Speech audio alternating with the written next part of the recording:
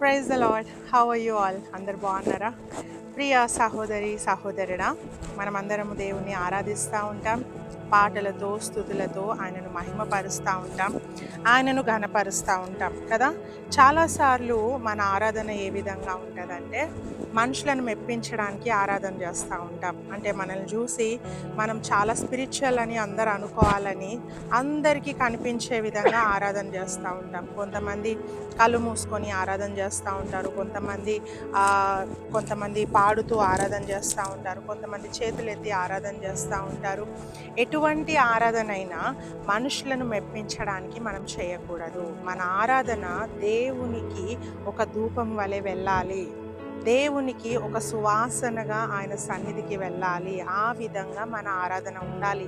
ఎందుకంటే దేవుడు ఆత్మస్వరూపి గనుక ఆయనను ఆరాధించువారు ఆత్మతో సత్యముతో ఆరాధించాలని దేవుడు కోరుకుంటా ఉన్నాడు.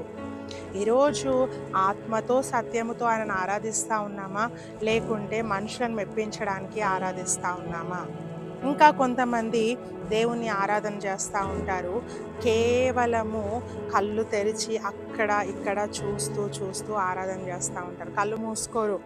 మనం కళ్ళు తెరిచి ఉన్నప్పుడు ప్రపంచం మనకు కనిపిస్తూ ఉంటుంది, కళ్ళు మూసుకున్నప్పుడు నీకు నువ్వు కనిపిస్తూ ఉంటావు, నీ జీవితం నీకు కనిపిస్తూ ఉంటుంది.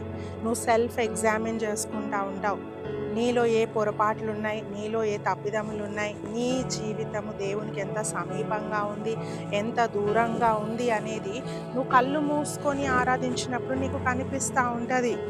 కళ్ళు తెరిచి వాళ్ళను వీళ్ళను చూస్తూ ఉంటే, వాళ్ళేం బట్టలు ధరించుకొని వచ్చారు, వీళ్ళు ఎలా రెడీ అయ్యి వచ్చారు అని చూస్తూ ఉంటే మనం ఆరాధనకు వచ్చి కూడా వ్యర్థమే, ఆరాధన చేసి కూడా వ్యర్థమే. నువ్వు ఆరాధన చేసేటప్పుడు కళ్ళు మూసుకోవాలి. కళ్ళు మూసుకున్నప్పుడు నీకు నువ్వు సెల్ఫ్ ఎగ్జామిన్ చేసుకోవాలి. ఏదైనా నాలో లోటుపాట్లు ఉన్నాయా, ఏదైనా దేవునికి ఆయాసకరమైన నాలో ఉన్నాయా అని దేవుడు నీకు చూపించినప్పుడు, పరిశుద్ధాత్మ దేవుడు నిన్ను సరి చేస్తున్నప్పుడు సరి చేసుకోవాలి.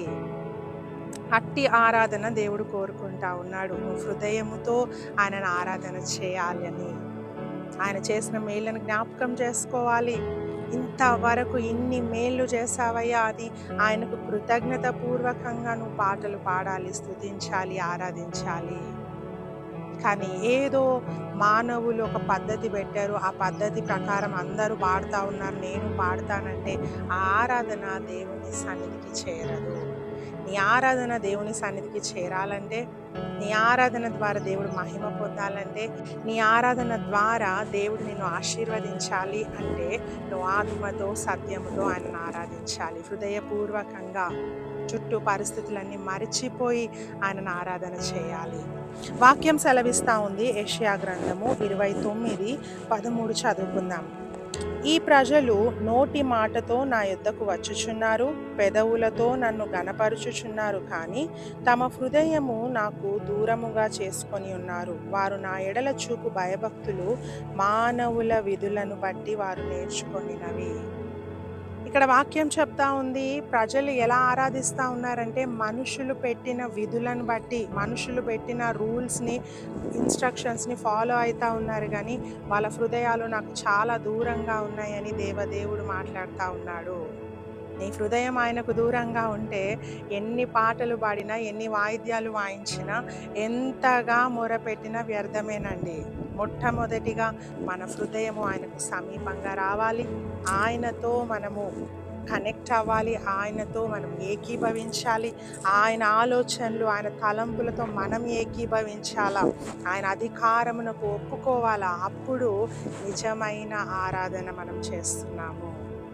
అట్టి ఆరాధన చేయాలని దేవుడు కోరుకుంటా ఉన్నాడు. సో ఇప్పటి నుండి దేవుణ్ణి ఆరాధించే ప్రతి ఒక్కరము కూడా కళ్ళు మూసుకొని దేవుని మాత్రమే చూస్తూ, ఆయన సన్నిధి వైపు మన చేతులెత్తి, ఆయన వైపు మన కన్నులెత్తి, చుట్టూ ఉన్న పరిస్థితులన్నిటిని మర్చిపోయి కృతజ్ఞత పూర్వకంగా ఆయన మేలును జ్ఞాపకం చేసుకుంటూ, ఆయన మన తప్పిదములను సరి చేసుకుంటూ, మనల్ని మనము సెల్ఫ్ ఎగ్జామిన్ చేసుకుంటూ ఇట్టి ఆరాధన దేవునికి మనం చేద్దాం. దేవుడు దాన్ని స్వీకరిస్తాడు, నిన్ను బహుగా దీవించి ఆశీర్వదిస్తాడు. God bless you.